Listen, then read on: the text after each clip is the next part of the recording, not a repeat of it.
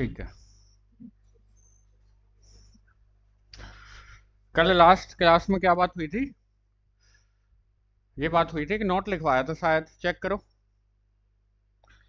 एक नोट लिखवाया होगा कि अगर ए की कार्डिनलिटी n है तो पावर सेट ऑफ ए की कार्डिनलिटी क्या होगी? 2 to the power n। Formula लिखवाया था एलिमेंट काउंट करने का, और ये होगा नोट कि अगर if cardinality of A is equal to n, तो then cardinality of power set of A is equal to 2 to the power n। कि अगर ए सेट में एलिमेंट की संख्या n है तो उसके पावर सेट में कितने एलिमेंट होंगे? 2 to the power n। जानते भी हो, पहले से भी पढ़कर आए हो, ठीक है। अच्छा जी, तो कल हम ये कहते रह गए थे कि मैं ये बताऊंगा अभी आपको कि क्यों होता है। जैसे मैंने एक सेट ले लिया, सपोज एग्जांपल के तौर पर एक सेट ले लीजिए, ए सेट ले लीजिए, और उसमें एलिमेंट ले लिए ए बी सी और बस 3 एलिमेंट ले लीजिए। तो ए में एलिमेंट की संख्या कितनी है भाई साहब? 3 दिखाई दे रही है। तो पावर सेट ऑफ ए में कितने होंगे? 2 की पावर 3 यानी 8 होंगे। तो ए के सभी सबसेट इसमें आ जाएंगे। तो बनाइए पावर सेट ऑफ ए। तो 5 पहले सबका सबसेट होता है, फिर सिंगलटन ए हो गया, सिंगलटन बी हो गया, ए बी पहले सी आएगा, सिंगलटन सी, ए बी, ए सी और बी सी भी आएगा, और पूरा ए बी सी, ए बी सी यानी तीनों ही आ जाएंगे। ठीक है, सब आगे 1 2 3 4 5 6 7 8 और 2 की पावर 3, सब दिखाई दे रहा है। 8 एलिमेंट होंगे पावर सेट ऑफ ए में। तो ये काउंट कैसे करते हैं कि 2 to the power n नहीं आएंगे? ठीक है, ये एक काम करता हूं मैं। आप ए को दोबारा से लिख लो कि ए हो गया आपका a b c, लिख लिया। अब मैं सबसेट बनाने की बारी चुनता हूं। इसके अंदर कितने एलिमेंट है भाई साहब? 3 एलिमेंट दिखाई पड़ रहे हैं।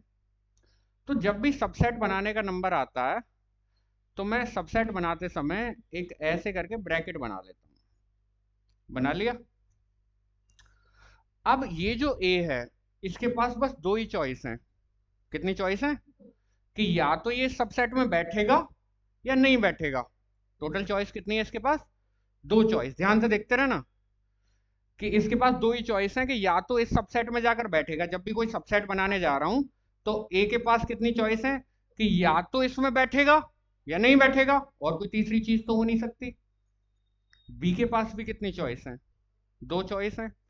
तो बी के पास भी 2 चॉइस है कि या तो इस सबसेट में बैठेगा या नहीं बैठेगा। और सी के पास भी टोटल चॉइस कितनी है? 2 चॉइस है कि या तो इस सबसेट में बैठेगा या नहीं बैठेगा। ठीक है, तो हर किसी के पास टोटल कितनी चॉइस है? 2 चॉइस है। अब मैं यहां पहले चेक भी कर लूं। देखो, जब मैं पहला सबसेट बनाने गया तो ए ने भी बैठने के लिए मना कर दिया, बी ने भी नो कह दिया, सी ने भी नो कह दिया, कोई नहीं बैठा। तो सबसेट क्या बना? 5 बना। अब अगला बनाने गया तो ए ने हाँ कर दी, इन दोनों ने मना कर दिया कि हम नहीं जा रहे। तो ये तैयार हुआ। अगला बनाने गए तो ए ने मना कर दिया, सी ने मना कर दिया, बी ने क्या कर दिया? हाँ कर दिया। ए और बी ने मना कर दिया, सी ने हाँ कर दिया, तो ये बन गया। अब की बार ए और बी ने तो हाँ किया और सी ने मना कर दिया। अब की बार ए और सी ने हाँ किया, बी ने मना कर दिया। अब की बार बी और सी ने हाँ किया, ए ने मना कर दिया।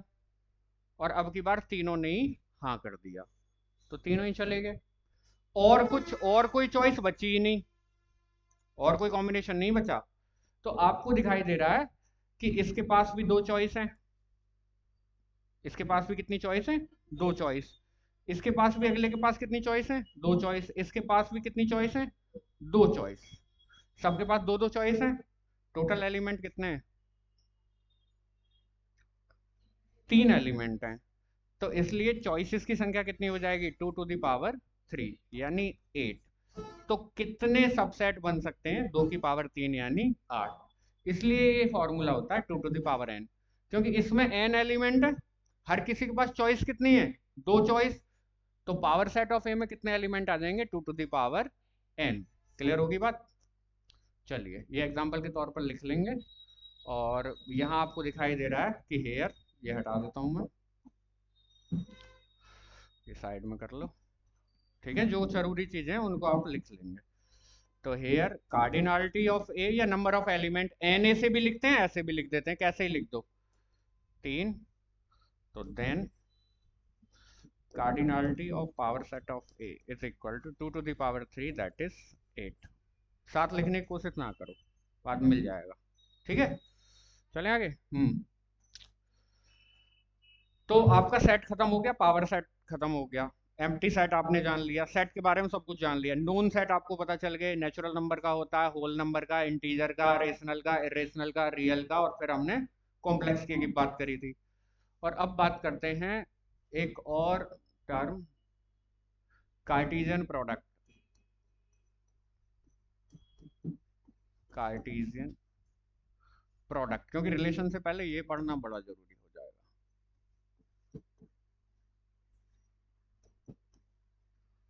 सही है जी।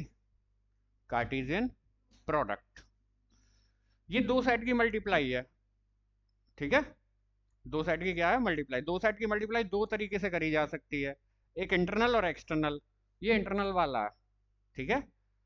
अब इसको कार्टेशियन प्रोडक्ट क्यों बोला जाएगा, इसकी बात मैं बाद में करूंगा, पहले डेफिनेशन लिख लेते हैं। Let A and B are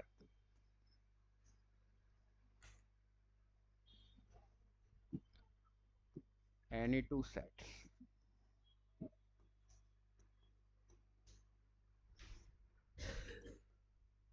then A cross B is equal to A comma B such that A belongs to A and B belongs to B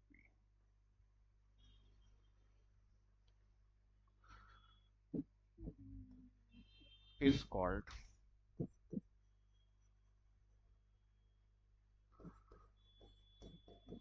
Cartesian product of A and B,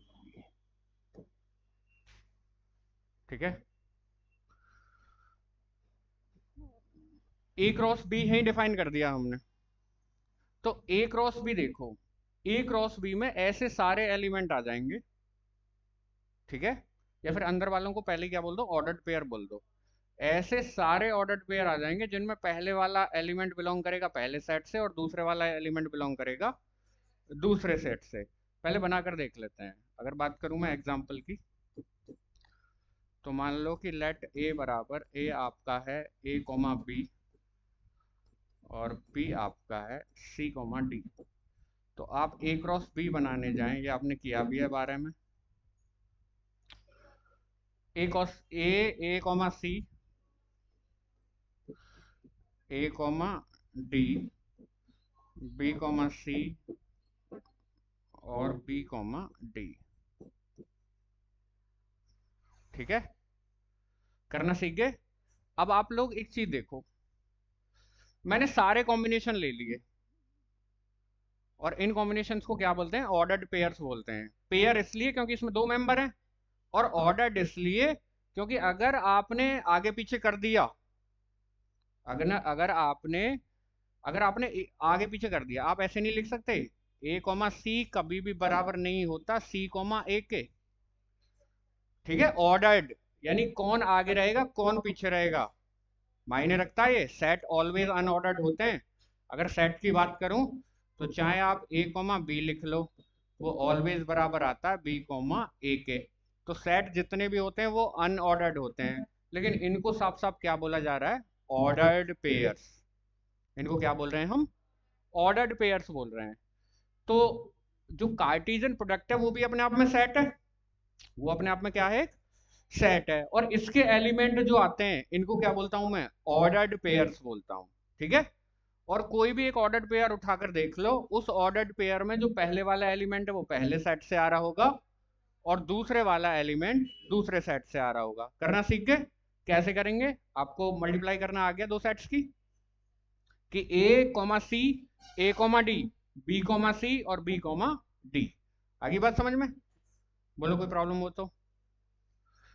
अच्छा, तो define करने का तरीका ये रहेगा कि A cross B is equal to ordered pair A B such that A belongs to A and B belongs to B. अगर इसको क्लिक करोगे तो ये बड़ा सा खुल जाएगा, ठीक है? यानी ऐसे सारे ऑर्डर्ड पेयर बना लो जिनमें पहले वाला आ रहा हो पहले सेट से और दूसरा मेंबर किससे आ रहा हो। तो जितने भी यहाँ बन सकते हैं ना, सारे बना लिए। अच्छा एक बात बताओ, ये सी कोमा ए इसको बिलोंग क्यों नहीं किया? हाँ, ये सी कोमा ए इसलिए नहीं रखा क्योंकि ये हो गया दूसरे सेट से और ये हो गया पहले सेट से, लेकिन इसमें केवल वो रखे जाते हैं जिनमें पहले वाला आता है पहले सेट से और दूसरे वाला आता है दूसरे सेट से। ठीक है, एक आध और एग्जांपल देख लेंगे, डेफिनेशन आप इसकी लिख लेंगे, पूछी नहीं जाएगी लेकिन आपके काम आनी चाहिए। ठीक है, अगर ये एग्जांपल नंबर 1 हो गया, 2 उठाऊं तो मैं एग्जांपल नंबर 2 की बात करें तो मैं ए ले लेता हूं आपका, A is equal to A comma B comma C और बी आपका सपोज करो ले लिया मैंने डी कॉमा ई। तो आप बताइए मुझे what is A cross B?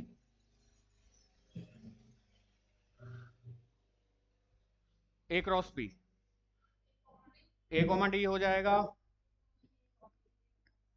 A comma ई हो जाएगा, बी कॉमा डी हो जाएगा, बी कॉमा ई हो जाएगा,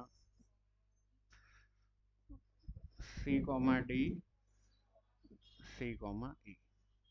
बस। तो एक चीज देख पा रहे हो आप, इसमें टोटल एलिमेंट की संख्या क्या है? 3 और इसमें एलिमेंट की संख्या क्या है? 2। तो इसमें कितने हो जाएंगे? 3 दूनी 6, 6 होंगे ना, 1 2 3 4 5 6। तो आप इसके एलिमेंट ले लो और इसके एलिमेंट ले लो, काउंट कर लो। अगर आपने उन एलिमेंट की मल्टीप्लाई कर ली तो ये बराबर आ जाएगा। क्लियर होगी बात? अच्छा, तो एक नोट इसके भी ऊपर लिख लेंगे हम। चलते हैं आगे, ये एग्जांपल्स हैं, ये एग्जांपल तो आपको लिखने ही पड़ेंगे। ठीक है, समझ में आगे? अगर आपको कोई और 2 सेट दे दिए जाएं तो आप उनका भी कार्टेशियन प्रोडक्ट करके देख सकते हो। चलते हैं आगे, तुरंत बात करते हैं एक नोट की। नाम आप अपने हिसाब से दे लेंगे, नोट 1 है 2 है, खाली नोट ही लिख दो। ठीक है, लेकिन ये नॉलेज आपको होनी चाहिए कि इफ अगर ए की कार्डिनलिटी m है और बी की कार्डिनलिटी n है तो this implies A cross B की कार्डिनलिटी कितनी होगी? कितने एलिमेंट होंगे ए क्रॉस बी में? m into n। आगे बात समझ में? एक और लिखवा दूं, एक और लिख लो,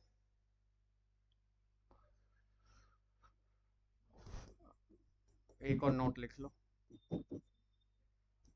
कि अगर इफ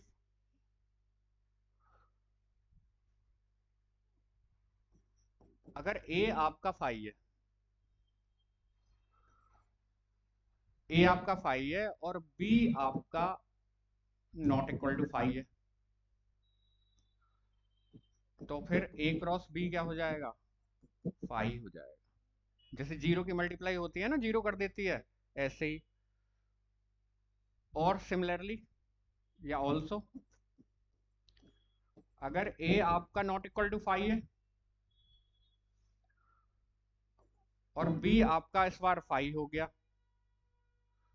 तो this implies A cross B, ये भी क्या आ जाएगा? फाई आ जाएगा। और अगर दोनों ही एम्प्टी हैं तो भी क्या आएगा? फाई आएगा। इसको एंड कर लो और लास्ट वाला लिख लो ऑल्सो इफ अगर ए आपका एम्प्टी है और बी भी एम्प्टी है तो this implies A cross B भी क्या आएगा? एम्प्टी सेट ही आएगा। तो कुल मिलाकर बात यह है कि अगर आप कार्टेशियन प्रोडक्ट कर रहे हो और कोई सा एक सेट एम्प्टी हो गया या दोनों ही एम्प्टी हो गए, तो फिर कार्टेशियन प्रोडक्ट को भी क्या होना पड़ेगा, एम्प्टी सेट ही हो जाएगा। क्लियर हो गया? यहाँ मल्टीप्लाई डॉट से लिखते हैं हम, ठीक है, मल्टीप्लाई डॉट से लिखते हैं। आप मल्टीप्लाई के लिए गुणा का साइन लगा लो है, ठीक है, कोई दिक्कत तो नहीं। चलते हैं आगे और बात करते हैं रिलेशन की, क्योंकि कार्टेशियन प्रोडक्ट से आगे क्या आ जाएगा, रिलेशन। कोई प्रॉब्लम तो नहीं है यहाँ तक? जल्दी बोलो फटाफट से। ठीक है, बात करते हैं रिलेशन की। रिलेशन,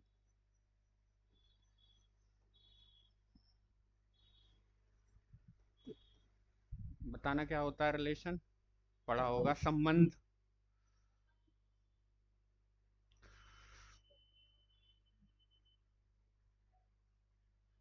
बोलो।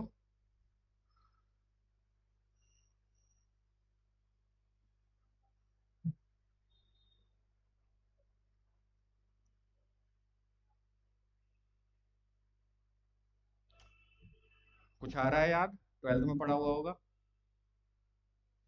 रिलेशन था, पहले तो ये बताओ था या नहीं, वहां वहां था? अच्छा था तो बताओ।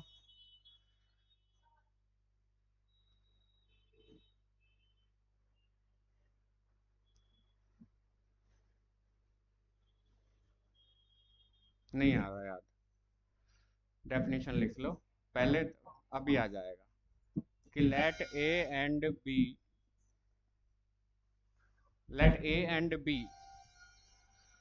B are any two non empty sets, two non empty sets.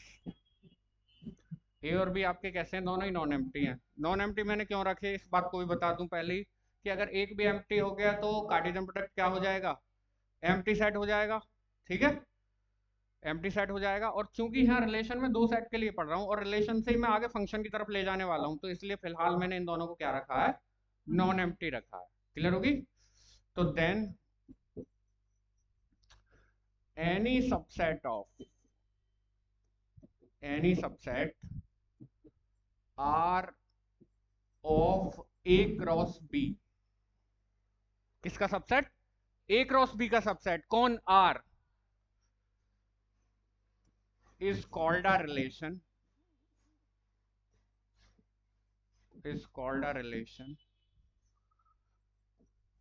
From A to B.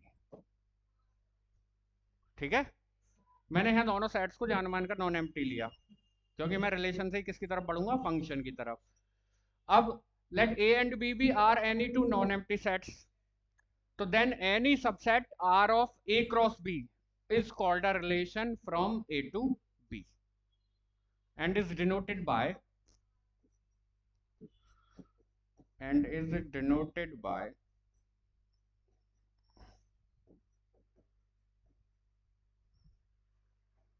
ठीक है, या फिर इसको मत लिखो,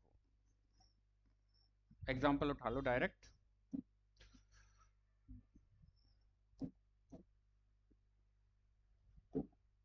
एग्जाम्पल उठाएं कि let A is equal to A comma B, और बी आप ले लीजिए सी कॉमा डी। तो ए क्रॉस बी बनाएंगे हम पहले, ए क्रॉस बी बनाऊं तो A comma C,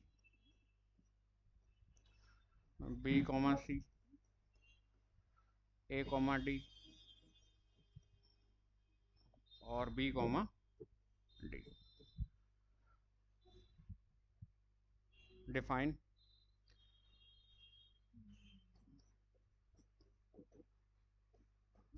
are is equal to,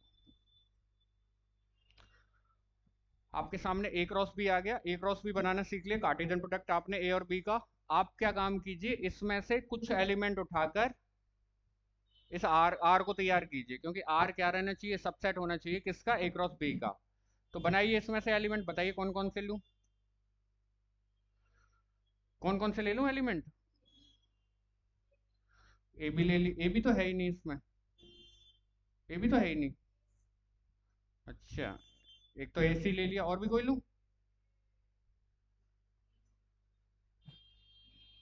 B D ले लिया, चलो बी डी। तो एक चीज दिखाई दे रही है कि क्लियरली आर सबसेट है किसका? ए क्रॉस बी का। आर किसका सबसेट आ गया? ए क्रॉस बी का। और आप लोग एक बात पढ़ कर आए हो कि ए क्रॉस बी का जो भी सबसेट होता है वो क्या कहलाता है? रिलेशन। ठीक है, तो this implies R is a relation from A to B. बताओ, समझ में आया रिलेशन? तो पहले अगर आपको ए से बी पर कोई रिलेशन लिखना है तो वो किसका सबसेट होगा? ए क्रॉस बी का। आप पहले बनाएंगे, ए क्रॉस बी जाकर बना लेंगे, ए क्रॉस बी जाकर बना लिया, उसका कोई भी सबसेट आ रहा है, वो क्या बन जाएगा? रिलेशन बन जाएगा। बताओ कोई दिक्कत हो तो रिलेशन में? बोले जल्दी फटाफट।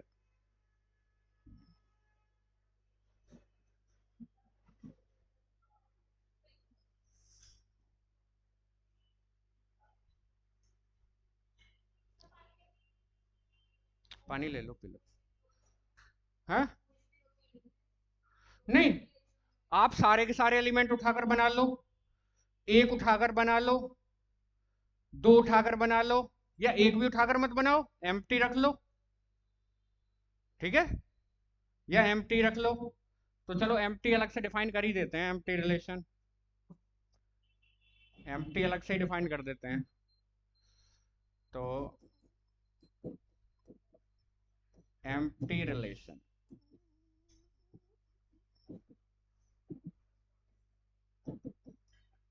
एम्प्टी रिलेशन सिंस आप लोग एक बात जानते हो कि फाइव प्रत्येक सेट का सबसेट होता फाइव प्रत्येक सेट का क्या होता है? सबसेट होता है। और आपको पता है ए क्रॉस बी का सबसेट क्या कहलाता है? रिलेशन। ठीक है, डेफिनेशन में यही तो बोला था कि ए क्रॉस बी का सबसेट क्या कहलाता है? रिलेशन। तो then by definition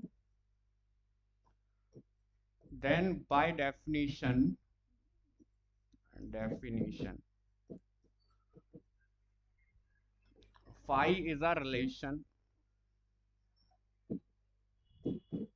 from A to B and known as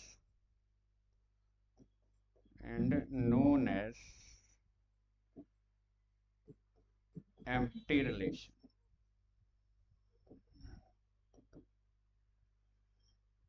clear होगी बात?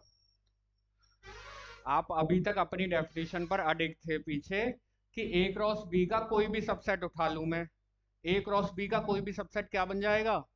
रिलेशन बन जाएगा।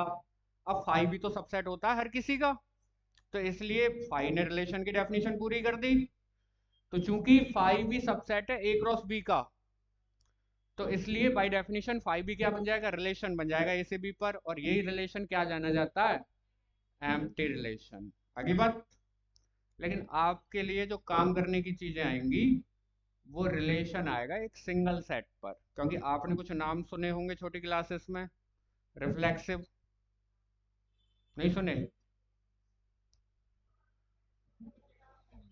स्वतुल्य, स्वतुल्य, समतुल्य, संक्रमक। ठीक है, रिफ्लेक्सिव, ट्रांजिटिव, ठीक है, सिमेट्रिक। ठीक है, हाँ। देखो देखो देखो, लेकिन वो जो सारे के सारे रिलेशन पढ़े होंगे आपने एक सिंगल सेट पर पढ़े होंगे, एक सिंगल सेट पर। ठीक है, तो अभी तक जो रिलेशन की बात चल रही थी ना, अगर मैं पीछे जाऊं रिलेशन की डेफिनेशन देखूं तो यहाँ कितने सेट शामिल कर रखे हैं मैंने? दो सेट शामिल कर रखे हैं।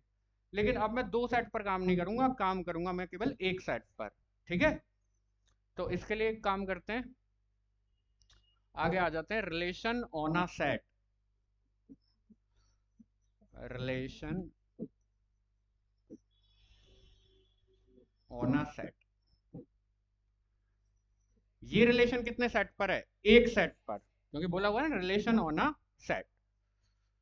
तो देखो, let A B any non empty set,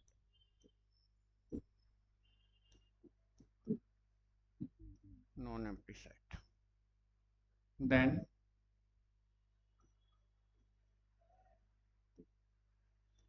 any subset R of A cross A is called a relation, is called a relation on the set A, on the set A। अब की बार कितने set शामिल कर रखे हैं मैंने? केवल एक सेट शामिल किया है। ए का ए के साथ किया मैंने कार्टेशियन प्रोडक्ट, और उसका कोई भी सबसेट ले लूं, वो क्या बन जाएगा? ए पर रिलेशन बन जाएगा। आगे बात समझ में?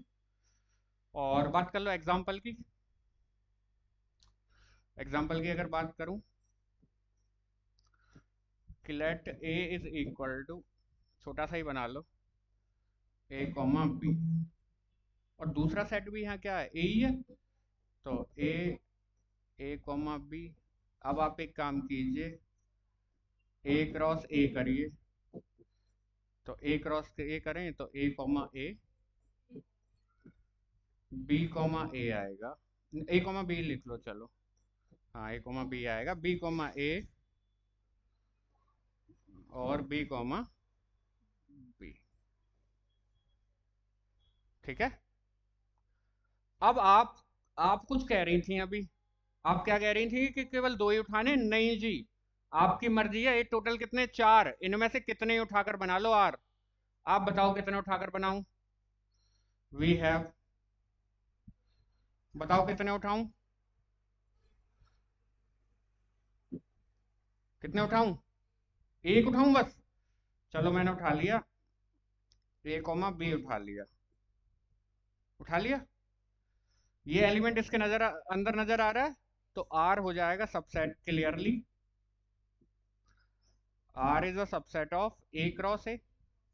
नजर आ रहा है सबसेट है, ये एलिमेंट इसके अंदर ही बैठा हुआ है। तो आर किसका सबसेट है? ए क्रॉस ए का। अच्छा, आपको एक बात पता है कि ए क्रॉस ए का कोई भी सबसेट ले लूं वो क्या बन जाता है? रिलेशन बन जाता है। तो इसमें एक लाइन और बढ़ा लेंगे,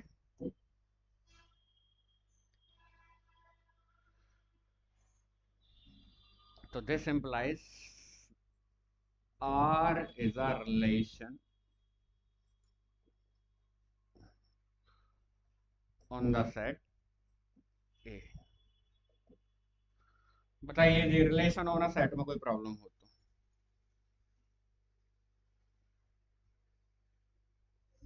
जल्दी कमेंट करो फटाफट।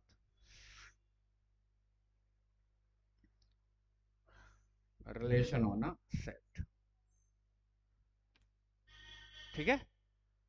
अब जो आप टाइप्स पढ़ोगे वो एक सिंगल सेट पर ही रिलेशन के टाइप पढ़ोगे, और उसमें पहले आएगा आपका आइडेंटिटी रिलेशन। एम्प्टी मैंने वहां डिफाइन कर दिया ऊपर, एम्प्टी डिफाइन करने की जरूरत नहीं है दोबारा। आइडेंटिटी रिलेशन, रिफ्लेक्सिव हो गया, सिमेट्रिक हो गया, एसिमेट्रिक हो जाएगा, एंटी सिमेट्रिक हो जाएगा, ट्रांजिटिव हो जाएगा, और लास्टली इक्विवेलेंस, जिसको आप तुल्यता बोलते थे।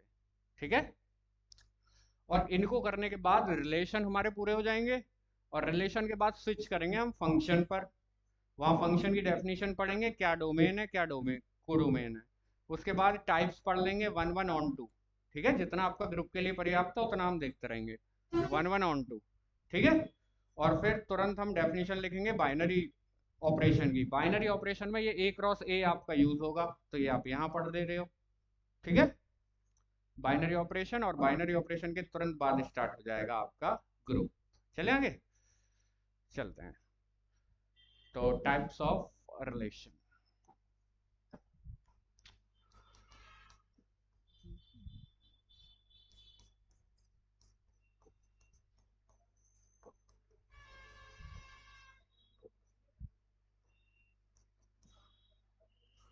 Types of relation,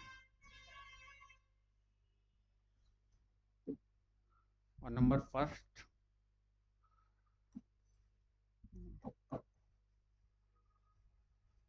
identity relation.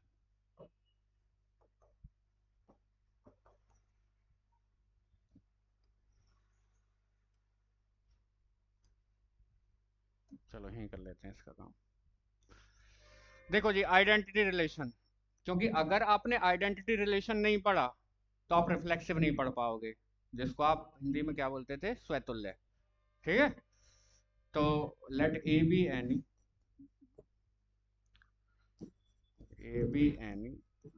Non empty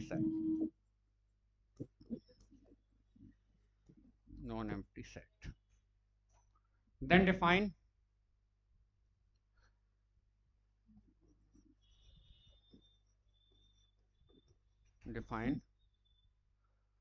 I is equal to or a comma a such that a belongs to a। ठीक है, मतलब वो ऑर्डर्ड पेयर उठा लो, वो सभी ऑर्डर्ड पेयर उठा लो। मैं क्या बोल रहा हूं, वो सभी ऑर्डर्ड पेयर उठा लो आप ए क्रॉस ए से, जिनमें दोनों मेंबर कैसे होते हो, सेम होते हो, उनको उठाकर एक सेट तैयार कर लो। कौन सा, आई। तो आपने उठाया तो ए क्रॉस ए से ही है, तो आई सबसेट बन जाएगा ए क्रॉस ए का। ठीक है, तो फिर ये रिलेशन आ जाएगा, और इसी रिलेशन का नाम क्या होगा, आइडेंटिटी रिलेशन। तो आगे और लिख लेते हैं कि let A B any non empty set, then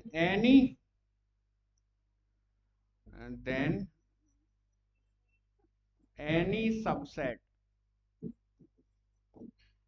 I, और किसका,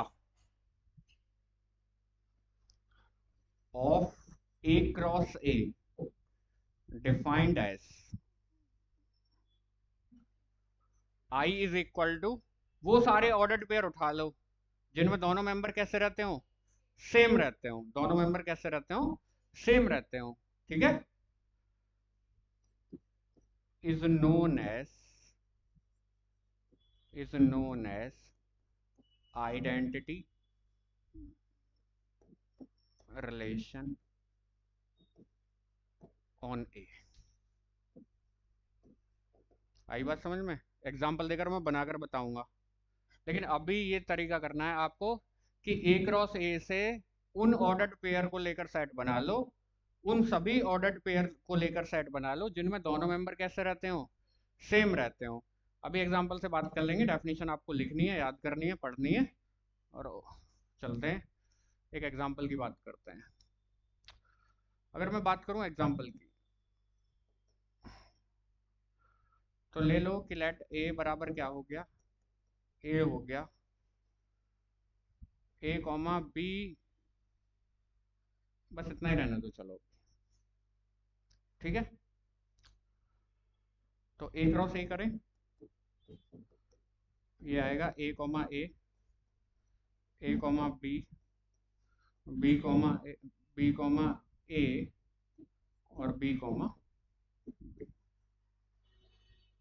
क्या बोला था हमने कि आई कैसे बनाना है, आई कैसे बनाना है, उन सभी ऑर्डर्ड पेयर को उठा लो।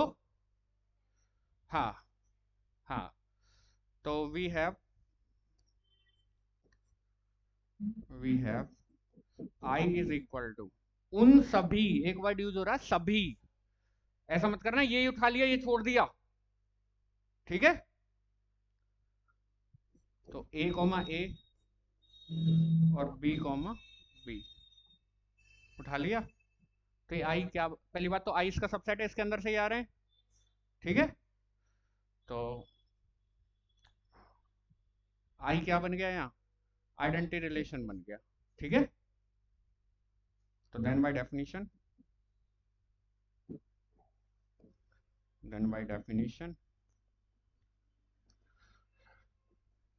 I is identity relation on A। Clear होगी बात? तो ये कौन सा रिलेशन डिफाइन कर दिया मैंने, आइडेंटिटी रिलेशन। बहुत ध्यान से, अच्छा एक काम कर लो, आपको मैं सेट दे रहा हूं ए comma B comma C comma D, और आई लिख रहा हूँ, कुछ कुछ आई लिख देता हूँ मैं, दो तीन। आप बताएंगे उनमें से कौन सा आइडेंटिटी है और कौन सा नहीं है। एक आई मैंने लिखा A comma A, B comma B. एक आई मैंने लिखा A comma A, such that A belongs to A. एक आई मैंने लिखा A comma A, B comma B और सी कॉमा सी।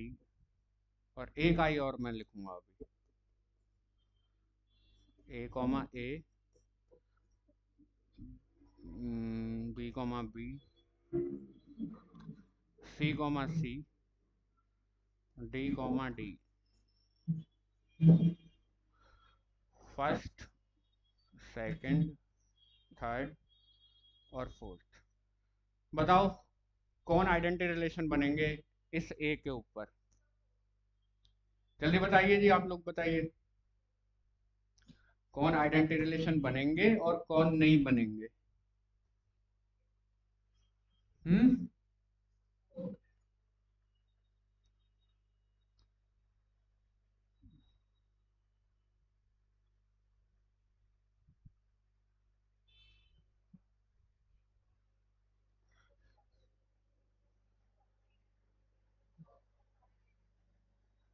अभी यहाँ एक बात हुई थी, भाई साहब कह रहे हैं ऑल। क्या ये बनेगा? ये क्यों नहीं बनेगा? सी कोमा सी और डी कोमा डी नहीं है। मैंने कहा था इसका पहले कार्टेशियन प्रोडक्ट खोल लो, वो सारे ऑर्डर पेयर उठाने जिनमें दोनों एक जैसे हैं। तो सी कोमा सी और डी कोमा डी गायब है, तो ये वाला नहीं बनेगा। ये ये क्यों नहीं बनेगा? ए बिलोंग्स टू ए सारे आ जाएंगे इसमें। इसमें ए भी आ जाएगा, बी भी आ जाएगा, सी भी आ जाएगा, और ऐसे ही तो लिखी थी मैंने। तो ये बनेगा, ये वाला नहीं बनेगा, क्योंकि इसमें ए है, बी है, सी है, लेकिन यहाँ एक और एलिमेंट है डी, तो इसमें डी नहीं है, नहीं बनेगा। और ये वाला बन जाएगा। पता चल गई? और अगर एक आधा एलिमेंट इसमें अब एक्स्ट्रा आ गया ना, तो फिर भी नहीं बनेगा, फिर भी नहीं बनेगा। अगर मैं सपोज करो इसमें और कुछ लिख दूं, ए कॉमा डी लिख दूं, तो नहीं बनेगा। केवल वही होने चाहिए, नपे तुले। क्लियर होगी बात? हाँ जी, अब क्लियर है कौन सा बनेगा और कौन सा नहीं बनेगा। जल्दी बताइए। ए बिलोंग्स टू ए का मतलब है ए से सारे एलिमेंट उठा लो और उनके लिए ऐसे ऐसे लिख दो। ये तो होती है सेट बिल्डर फॉर्म, कल बताया था। ए से सारे एलिमेंट तो ए के लिए लिख गया। अब अगला एलिमेंट कौन आएगा? बी, तो बी कॉमा बी। अगला एलिमेंट कौन आएगा? सी, तो सी कॉमा सी। अगला एलिमेंट कौन आएगा? डी, तो डी कॉमा डी। क्या ई है वहां? तो ई कॉमा ई एस में अपने आप ही नहीं आएगा। आगे बात समझ में? और केवल यही आएंगे जिनमें दोनों कैसे हैं, एक जैसे हैं। तो ये भी आइडेंटिटी बनेगा और ये भी आइडेंटिटी बनेगा, ये दोनों एक ही चीजें हैं। हाँ, चलते हैं आगे। ध्यान से पढ़ो, बहुत ध्यान से। देखिए, रिलेशन का एक क्वेश्चन आपको हमेशा कैसे लेवल का आप एग्जाम देने जाओ, चाहे आप टीचिंग एग्जाम देने जा रहे हैं, एनडीए देने जा रहे हैं, ठीक है, या आप नेवी एयरफोर्स इनका एग्जाम देने जा रहे हैं, एक क्वेश्चन आपको मैथ से रिलेशन का जरूर दिख जाता है। वो पहचान करवाता है कौन आइडेंटिटी है, कौन रिफ्लेक्सिव है, कौन सिमेट्रिक है, कौन एंटी सिमेट्रिक है, कौन एसिमेट्रिक है। क्लियर होगी बात? ठीक है, चलते हैं आगे और बात करते हैं अगले रिलेशन पर। ये कौन सा था पीछे? अभी फर्स्ट चले हैं। हाँ, देखो, अब बात आ जाती है आपकी स्वतुल्य वाला, यानी reflexive relation number second.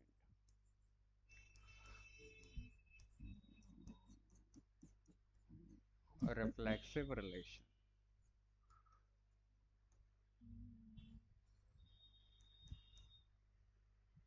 Reflexive relation लिखने का तरीका मेरा वही रहेगा कि let A B any non empty set,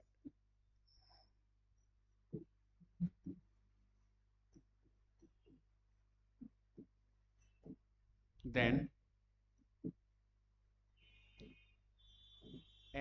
subset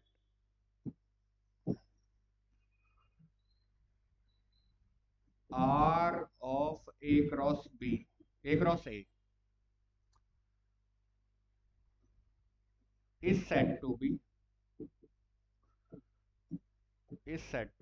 reflexive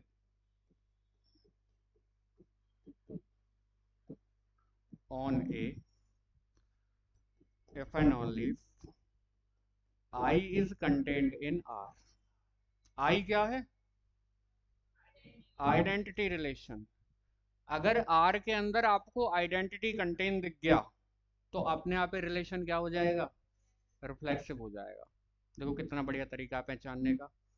आपको 4 ऑप्शन मिले, एक सेट दे दिया, 4 ऑप्शन देकर पूछ रहा है कौन रिफ्लेक्सिव है और कौन रिफ्लेक्सिव नहीं है। आप ये देख लो किसके अंदर आइडेंटिटी कंटेन है।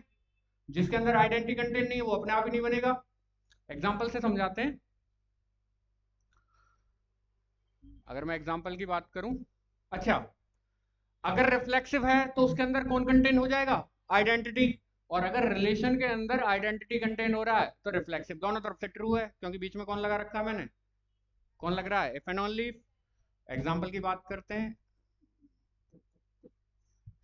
ए सेट ले लो कोई भी, ए ले लिया मैंने, ए बी सी, और आप ए क्रॉस ए बनाइए। पहले ए क्रॉस ए बनाए तो A comma A comma B, A comma C, 8 element आएंगे इसमें, 9, हाँ 3 3 9, और B comma A,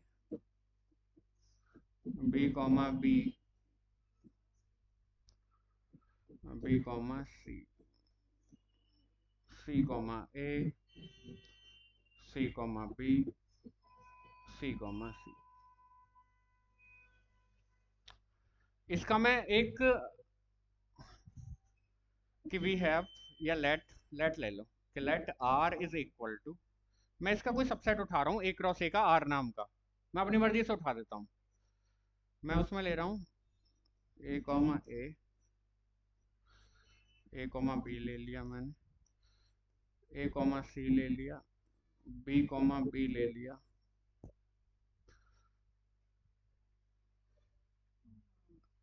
C comma B ले लिया, और सी कॉमा सी ले लिया। उठा लिया। पहली बात तो सारे एलिमेंट आर के अंदर जितने भी एलिमेंट आ रहे हैं ए क्रॉस ए से ही आ रहे हैं, आपको सब सब दिखाई दे रहा है। अच्छा, एक चीज और नोटिस करो कि क्या आइडेंटिटी कंटेन है। पहली बात तो इसके लिए जाकर देखो अलग जाकर के आइडेंटिटी होगा क्या। इसके लिए आइडेंटिटी क्या होगा? ए comma A, B comma B और सी कॉमा सी, वो कंटेन होंगे। तो तीनों एलिमेंट इसमें कंटेन है। ए कॉमा ए आ गया, बी कॉमा बी आ गया, और सी कॉमा सी यहाँ नजर आ रहा है। तो लिख देंगे कि clearly I is contained in are. और जब आर कंटेन कर ले आई को, या आई कंटेन हो जाए आर के अंदर, रिलेशन अपने आप ही क्या बन जाता है? रिफ्लेक्सिव। तो this implies R is reflexive on A. बताइए रिफ्लेक्सिव रिलेशन कैसे समझ में नहीं आया? बारे में आप पढ़े नहीं थे, इस ढंग से नहीं पढ़े थे, वरना याद रह जाते, अब नहीं भूलोगे। तो अगला आप बताएंगी फिर। हाँ जी बताओ, कोई दिक्कत हो तो।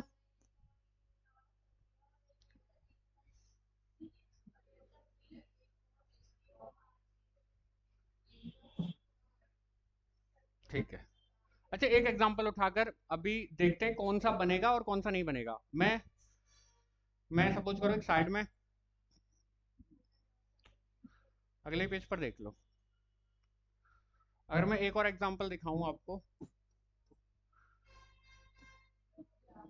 अगर ए सेट आपका दे रखा है ए कॉमा बी, और मैंने रिलेशन ये ले लिया, बातें नहीं, रिलेशन मैंने ले लिया ए कॉमा ए और ए कॉमा बी, बताइए रिफ्लेक्सिव होगा या नहीं?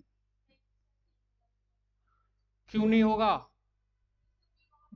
क्योंकि इसमें आइडेंटिटी कंटेन नहीं है। अगर मैं इसके लिए आइडेंटिटी बनाऊं अलग जाकर, आइडेंटिटी बनाऊं तो आइडेंटिटी इसके लिए बनेगा ए और बी। और आपको साफ साफ दिखाई दे रहा है कि आइडेंटिटी इसमें कंटेन नहीं है, और जब इसमें आइडेंटिटी कंटेन नहीं है तो ये वाला आपका रिफ्लेक्सिव नहीं बनेगा। तो किसी भी रिलेशन को आप पहचान कर ये बता सकते हो कि वो रिफ्लेक्सिव है या नहीं। कैसे चेक करेंगे कि आइडेंटिटी को कंटेन कर रहा है या नहीं कर रहा। अगली बात समझ में। चलिए अगले रिलेशन की तरफ आ जाइए। रिफ्लेक्सिव के बाद बात कर लीजिए सिमेट्रिक की। Number second,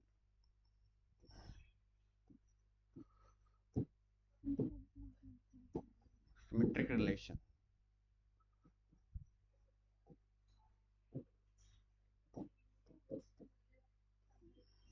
symmetric relation,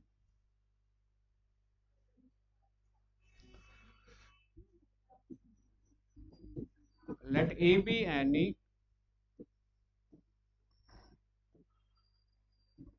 non-empty set,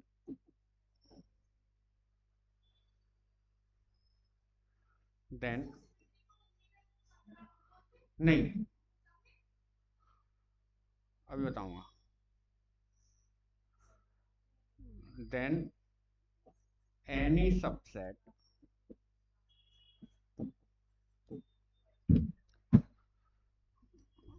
R of A cross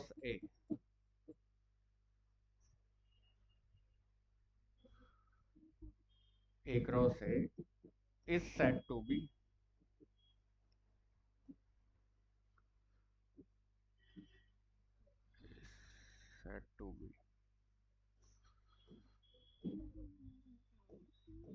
symmetric relation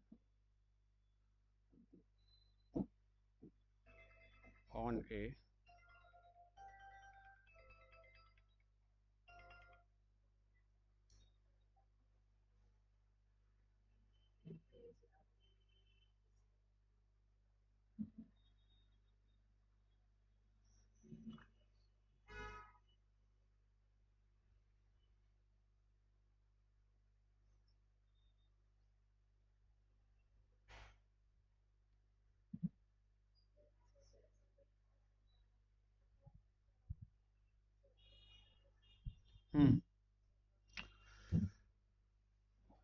is said to be symmetric relation on A if and only if A comma B belongs to R imply B comma A belongs to R।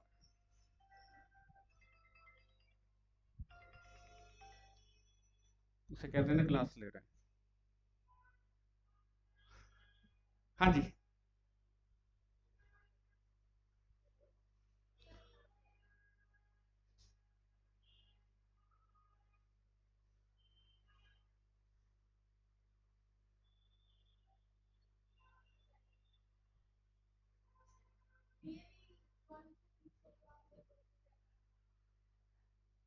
ये कहते हैं ना 5 minute बाद call कर लेना, अभी class चल रही है। Let A be any non-empty set, then any subset R of A cross A is said to be symmetric relation on A। देखो जैसे ही सबसेट बोला अपने आप क्या बन गया, सिमेट्रिक रिलेशन बन गया। तो ये आपका सिमेट्रिक रिलेशन कब आप देखोगे, अगर A कॉमा बी आर में बिलोंग कर रहा है तो तुरंत उसी टाइम पर आपको चेक करना है कि B comma A B R में बिलोंग कर रहा है या नहीं। अगर A कॉमा बी आर में बिलोंग कर रहा है और B कॉमा ए आर में बिलोंग नहीं कर रहा तो क्या बन जाएगा। तो फिर अच्छा मैं क्या बोल गया कि अगर A कॉमा बी आर को बिलोंग कर रहा है और B कॉमा ए आर को बिलोंग नहीं कर रहा तो फिर आपका सिमेट्रिक नहीं होगा। ठीक है, सिमेट्रिक होने के लिए जरूरी क्या है कि अगर A कॉमा बी आर को बिलोंग कर रहा है तो फिर B कॉमा ए को भी बिलोंग करना पड़ेगा आर को। क्लियर होगी बात। चलो एग्जांपल से समझते हैं कि एग्जांपल के लिए देख लो कि let A is equal to A B C, इसी सेट को ले लो, कोई और भी ले सकते हैं। और आपको रिलेशन लिखता हूं मैं आपके लिए, रिलेशन में लिख लूं A comma B B comma C, A comma C. या फिर एक काम करो, पहले ए क्रॉस ए बना लो, उससे उठा लेना कि A cross A. A cross ए क्या आ जाएगा, A comma A, A comma B, A comma C, B comma A, B comma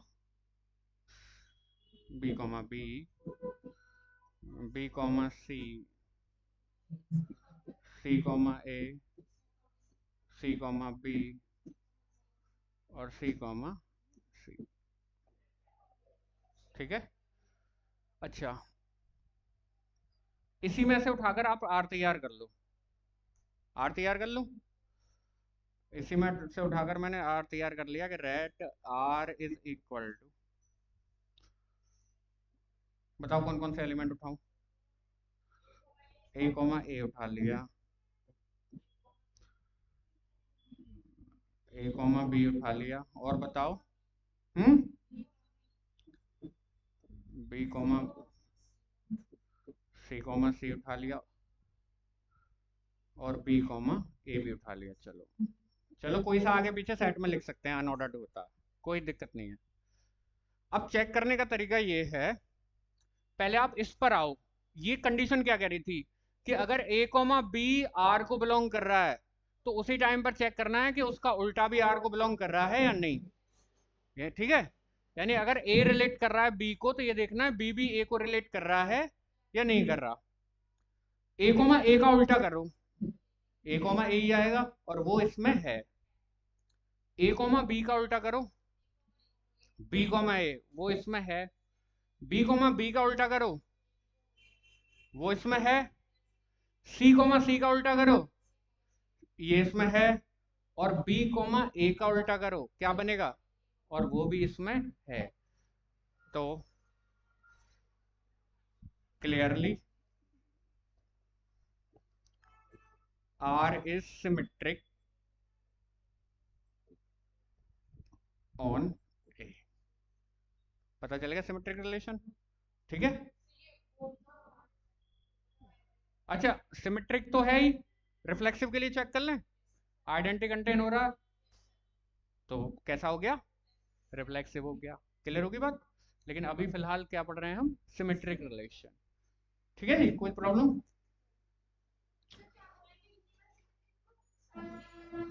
सम्मित नहीं, चलिए ठीक है, कल बात करेंगे बच्चे कुछ रिलेशंस की, और कल स्टार्ट कर देंगे हम फंक्शन। ठीक है। अभी आपने तो एक रिफ्लेक्सिव देखा होगा, सिमेट्रिक, और उसके बाद ट्रांजिटिव पढ़ा होगा। लेकिन दो और पढ़ाएंगे यहाँ, एंटीसिमेट्रिक एसिमेट्रिक, एंटीसिमेट्रिक एसिमेट्रिक। ठीक है, और ट्रांजिटिव। और फिर जो रिलेशन आपका रिफ्लेक्सिव, सिमेट्रिक और ट्रांजिटिव हो जाता है उसका नाम क्या रख देते हैं हम, इक्विवेलेंस रिलेशन। ठीक है, तुल्यता संबंध। हाँ ठीक है।